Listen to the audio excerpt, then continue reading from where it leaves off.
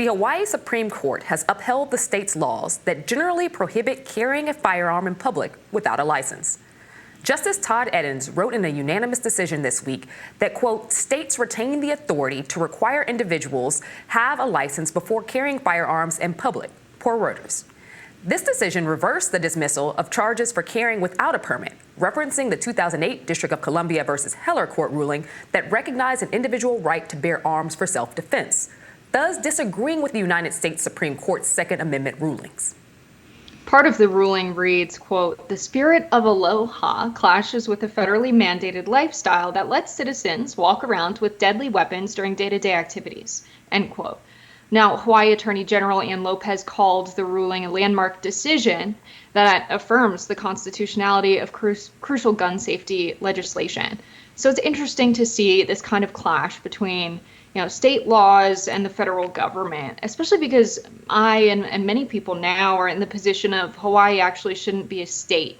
It's generally accepted by Americans, and it's not something that's taught in history classrooms, especially in public schools across the country, that Hawaii is a very far away island, that in the United States we had, the British go there and realize this is a great place to grow fruit and sugar, which was a commodity that was in demand, extremely so. And then you had people from the United States leave and go to Hawaii and realize the people here are very different from us, but huge economic opportunity here. We could grow sugar here. We could have our own colony. They went back and wrote in the papers, in Boston and across New England, that there was this population of savages that would really benefit from our way of life. And this really appeared to puritanical Americans. And through the 1800s, we had groups of missionaries go in with the explicit purpose of spreading Christianity across the Hawaiian people. And what they ended up doing actually was establishing plantations. And they went from farming about 20 million pounds in 1876 to 220 million pounds of sugar and exporting them from Hawaii. By 1980, they rewrote the Hawaiian Constitution so that the only people who could vote were people who had land and a bank account, which excluded nearly every native Hawaiian. So when we understand the history that we basically took Hawaii as a colony, and it's entirely different culturally from the rest of the United States, it's just at this point, I think Hawaii should be independent if they choose to be. White people colonizing Black, brown, indigenous, and native lands is nothing new. I do think that there is a very distinct cultural difference. As someone who's visited Hawaii multiple times, I love the culture there. There is a very distinct cultural difference from Hawaii and the rest of the United States. However, what we've seen is that they would like to have a certain level of independence, and I would argue that much of that is still maintained, considering the fact that they do have very, very distinct cultural experiences that are quite frankly different and unique and beautiful. But beyond that, this case was mostly based on what appears to be gun rights. And for a state that does not have a lot of crime associated with it, we've seen the crime statistics are actually pretty low. The argument has always been gun rights for protections, property rights, protections against violence, those types of things. Hawaii doesn't really have a lot of that already.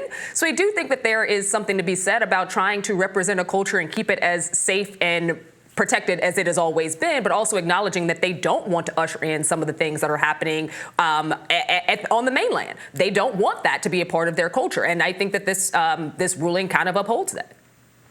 Yeah. I think I would like to see today, a vote of the people living on Hawaii as to whether or not they want to be under the jurisdiction of federal United States laws. I think they've seen a lot of people, especially in the cases of natural disaster and emergency, a lot of people come into public office really not deliver for Native Hawaiians. There's been really a sway towards having economic activity be hitched on tourism, which is another thing that's really been detrimental for Native Hawaiians, right? Their access to water, their access to land has extremely been limited because it's open for purchase for anyone who's a United States citizen, which has led to a lot of elites purchasing the land in Hawaii, tourists coming in, and reducing the water supply for natives. Now, I think the economy should run by the people who live in it, And judging based off of what I've seen come out of Hawaii, I think it's time to revisit that same debate, one of the largest debates had on the floor of the U.S. Congress,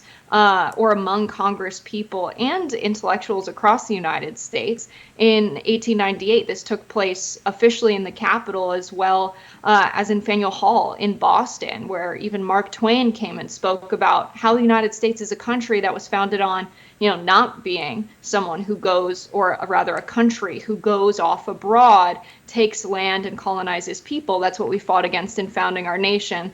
Of course, many people point out the hypocrisy of us pushing out Native Americans to establish this country, but nevertheless, this was not a country intended to go abroad and do as Britain did. And then we did the exact same thing in Hawaii, and that was a whole conversation that was had. I think it's time to revisit that, because there are many Americans as well that are critical of resources that are public dollars being allocated towards our interests in foreign lands. And I think it's time that everyone has a reckoning with that. And maybe the Hawaiians as well are a part of that process directly and get to vote on it themselves.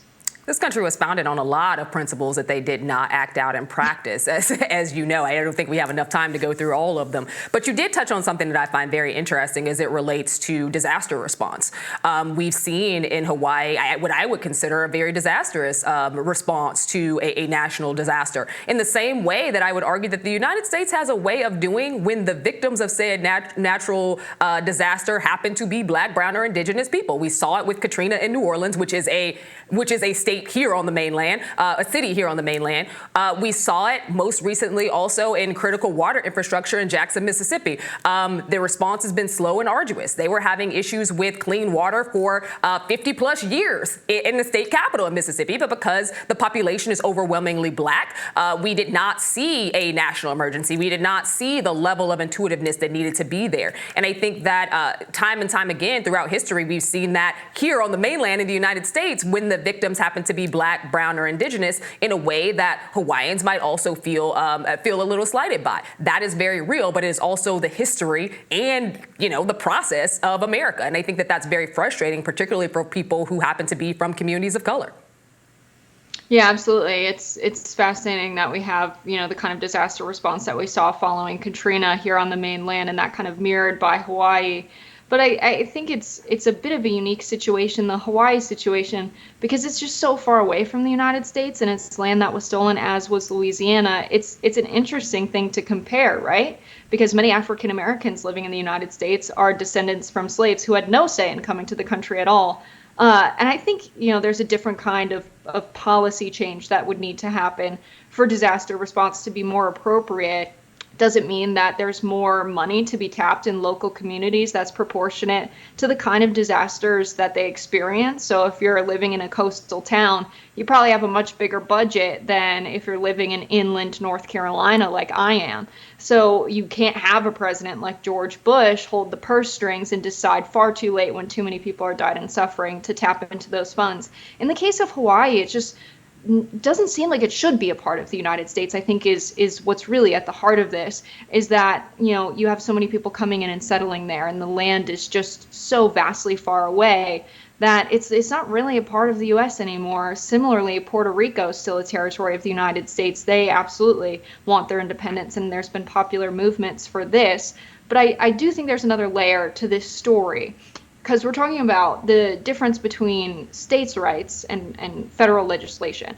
And some of the same conservatives that said we need to push the issue of abortion back to the states and let the states decide somehow think that gun rights are a different issue. And there's a lack of consistency there in the way that they're thinking about these issues. Why is abortion something that should be decided by the states, but guns not something that should be decided by the states and something federally decided? What's different about those two issues that you draw the line there for some reason? I think that hypocrisy is on full display with this one. Absolutely. Conservatives tend to pick and choose when they want to be limited government, when they want to be big government, and what rights they want to give to the states and which ones they don't, based on their own policy priorities. But there's a lot of conversation around that we can have, but we also have to go to break. More Rising after this.